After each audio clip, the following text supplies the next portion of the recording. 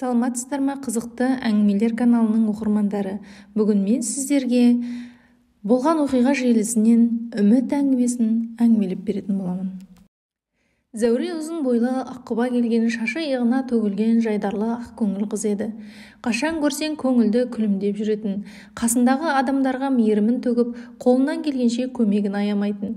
Өзі ән айтқанды жақсы көретін. Ән айтса, жүзінен ерекше шуақ шашатын. Көзі бал-бұл жайнап, ерекше сұлуланып кететін еді.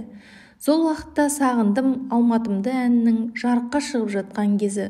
Осы әуенді Зәуре ерекше ұнататын, ыңылдап айтып жүретін. Зәуре болашақтан үлкен үміт күтті, үлкен сахнаны армандады. Сонда тұрып ән айтып жатқаны, халықтың қол шапалақтап қошеметтеп көрсетіп жатқаны көз алдынан беретін. Сол кезде мен де Алматыға барып үлкен сахнада ән шырқаймын дейтін еді. Бірақ бәрі адамның ойлағандай бола бермейтіні анық. Бір мезетте бәрі өзгеріп шығуы мүмкін. Сол секілді болашақтан үлкен үміт күткен әнші боламын, Алматыға барып сахнаға шығамын деген Зәуренің арманы табан асты өзгеріп кетті де қалды. Мектеп бітірген жылы Зәурені аяқ астынан бір жігіт алып қашып кетті. Ол уақытта қайтып келу деген болмайтын. Барған жеріне тастай батып судай сіңіп кету керек болатын. Зәуренің де маңдайына жазғаны осы болар. Бір үйге келін болып түсіп, қайтып барған ұят болар деп өзінің арманы құрбан етіп, сол үйде қалды. Әнші боламын деген арманын еш орындалмастай етіп, жүрегінің түбіне сақтап қойды. Зәуре барған жерін бақытты қыламын деп, сол үйдің отымен кіріп күлімен шығып жүреді. Алайда Зәуренің жолдасы жақсы жігіт болып шықпады. Білгені ішу, отбасына қорлық көрсету. Жағдайын жасап отырған Зәурені таяқтың астына алу, жастайынан осындай тағдырға тап боламын деп ойламаған. Зәуре үшін бұл үлкен қорлық ауыр тиді. Ақыр соңы шыдамай алмай ажырасып тынды. Жас болса да ажырасты деген атқа ие болып, ел бетіне қарай алмай үйге келген Зәуренің бірден мінезі өзгеріп кетті. Тұйықталып ешкімге сөйлемей жалғыз өзі отыра беретін, өзін ешкімге керексіз адамдай сезінетін, тек жылаумен күнін өткізіп жүрді. Ол кезде ажырасыпты деген сол сөз өте жаман естілетін. Мүмкін содан болар, ажырасқан жалғыз мен дегендей өзін жегідей жеп жүретін. Өзін өте төмен санап жүрді. Ешкімнің көзіне көрінбей, тек үйде тығылып отыратын болды. Міне солай өмір сүріп жүргеніне 2 жылдай уақыт өтті. Әлі сол жүректегі жарамен өмір сүріп жатқан Зәуреде еш өзгеріс жоқ. Өзімен қуыстанып, тығылып, өмір сүруін жалғастырып келеді. Бұрынғы айқайлап, көзі жайнап ән айтатын Зәуре жоқ. Жайнаған көзі мұңға толғандай, еш еңсесі көтерілмей мұңайған күйде жүретін болды. Мұнысын көріп жүрген жеңгелері, саған тұрмыс құру керек, өзіңді іштей тынып жеп барасың, бұрынғыны ұмыт, алға жылжы деп басу айтатын. Сен әлі-ақ бақытты боласың, ойлана берме, барлық жігіт сол секілді деп ойламайсың, күйеу баланы өзіміз тауып береміз деуші еді. Сол сөзінде тұрып жеңгелері бір жігітті тапты. Тапқан жігіті жас Зәуреден 10 жасқа үлкен көрші ауылдың жігіті.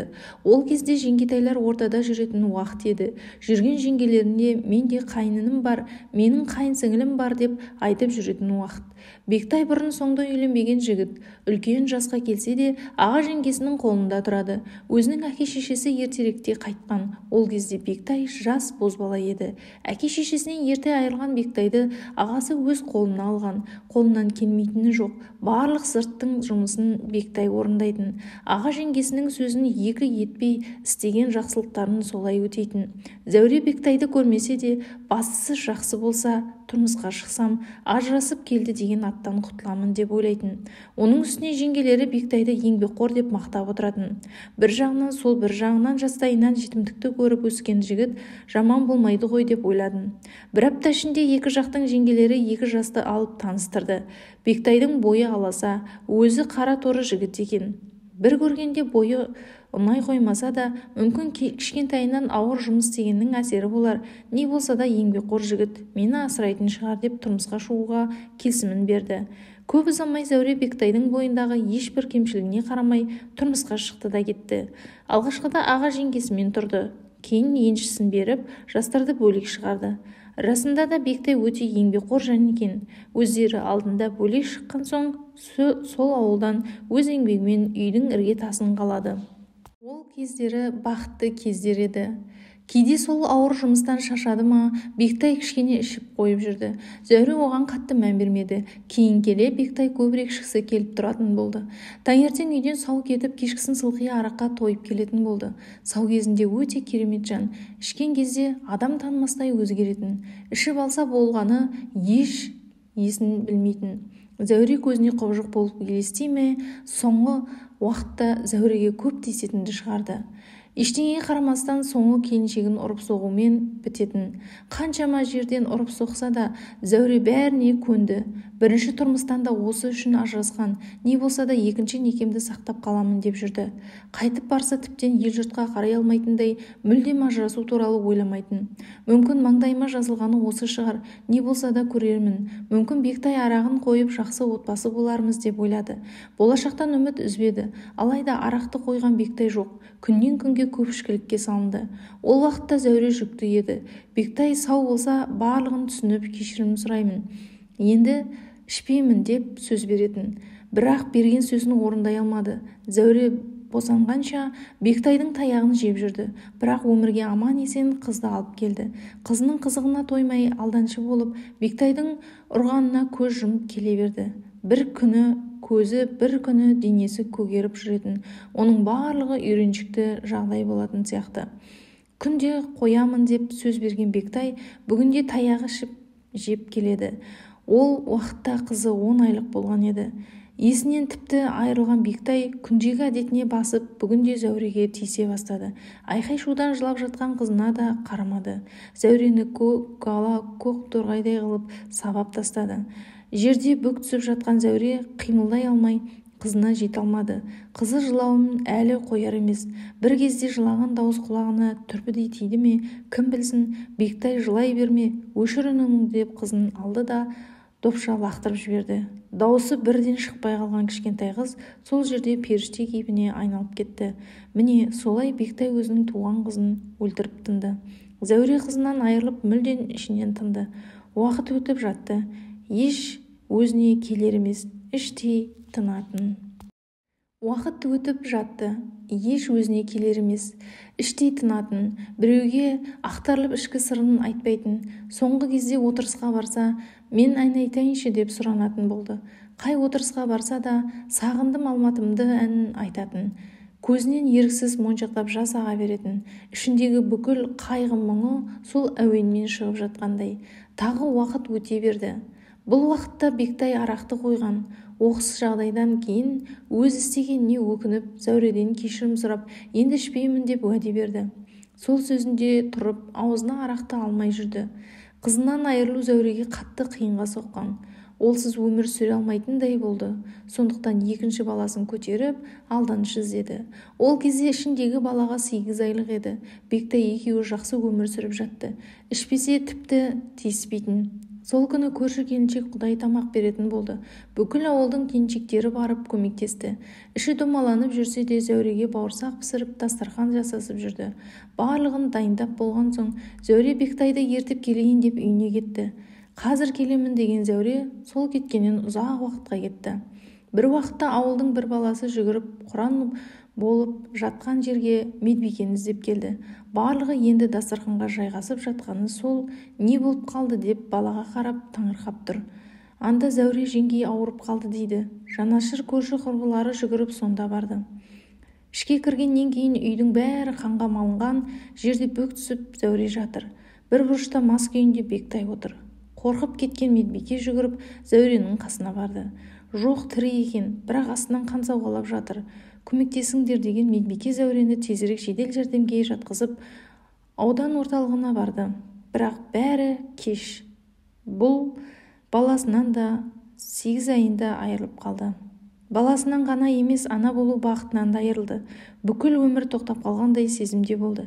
Ішінен тынып, жаным жегідей жеп барады. Амал жоқ, тірі адам кеудесінде жүрегі соғып тұрған соң сүйретіліп болса да алға жылжи берді. Бірақ сол соққыдан кейін Бектаймен тұра алмайтынын, мүлдем көргісі келмейтінін білді. Ауруханадан кейін үйіне сол күйі оралмады. Бөлек кетті. Уақыт сырғып өте берді. Не қасында бала жоқ, не басқа жаны жоқ, кім үшін өмір сүріп жатқанын білмеді. Аудан орталығына келіп жұмысқа тұрды. Онда да тым қызық жоқ, тек алданыш үшін істеп жүрді. Жұмыспен үйдің ортасында жүре берді. Жұмыста қызметтестермен көңілі кішкене ауланып, үйге келсе қайтадан қараңғылық басатын. Соңғы кезде жалғыз өзі үйден де қорқатын болды. Тіпті жұмыстан қайтпай, сонда отыра бергісі келетін. Ойын неше түрлі ой мазалайтын, жалғыз қалып кететін сияқты болып тұратын. Әбден ойын үрей басқан Зәуре бұл жолы еш ойланбастан жасы өзінен недәуір үлкен кісіге тұрмысқа шықты. Ол кісінің барлық баласы аяқтанып кеткен, тек өзі ғана тұратын. Екеуі де жалғыздықтан шаршаған адамдар, бір-біріне демеу болуды ғана ойлайды. Бірақ бұл некеден оңай болмады. Тиген жолдасының балалары тыныштық бермеді. Үлкен кісіге не үшін тұрмысқа шықтың? Алдап дүние мүлкін алуды көздедің дейтін. Әбден өмірден шаршаған Зәуре бәріне шыдап жүре берді. Соңғы кезде ойына өзінің өмірі көп келе беретін болды. Жатса да тұрса да көз алдынан бүкіл өмірі өте шығатын. Көрген өмірі тек қорлықпен өткен екен. Өзінің қашан бақытты өмір сүргенін ұмытып қалғандай. Соңғы кезде түсінде кішкентай қызының шықылықтап күлгені, одан әлі босанбаған баласының бейнесі кіре беретін. Күндегі қайталанатын осы бір түс. Балаларын ұстатқысы, құшақтағысы келеді, бірақ ұстайын деп жатқанда оянып кетеді. Түсі екенін білгенде өкіріп жылайтын болды. Ес білмей, еш түс көрмей демалғысы келетін еді. Сондықтан анда-санда арақтан алып қоятын болды. Өзі көтере алмайтын, кішкене ішсе мас болып, өзінің сүйікті әнін шырқап рахаттанатын. Өзін құдды бір әншімін деп ойлайтын. Ішкілікке салынып жүргенінде біраз болды. Ішсе ғана жаны жай табатындай. Міне, бүгін де ішіп алып, үй жағына келе жатты. Аяғын санап үйіне аяғы тартпай, өзін әрең сүйреп келе жатқандай, өмір сүруге еш құлқы жоқ. Бәрінен шаршаған. Біресе ән айтып, біресе жылап келе жатыр. Өзінің өміріне көңілі толмай, бұлай күй кешемін деп, өзінің басынан осындай жағдай болады деп мүлден ойламаған еді. Осындай қорлық көргеніне іштей налып келе жатты. Құрметті қызықты әңгімелер каналының оқырмандары, сіздерге менің әңгімем ұнаса, достарыңызбен бөлісіп, лайк басуды ұмытпаңыздар.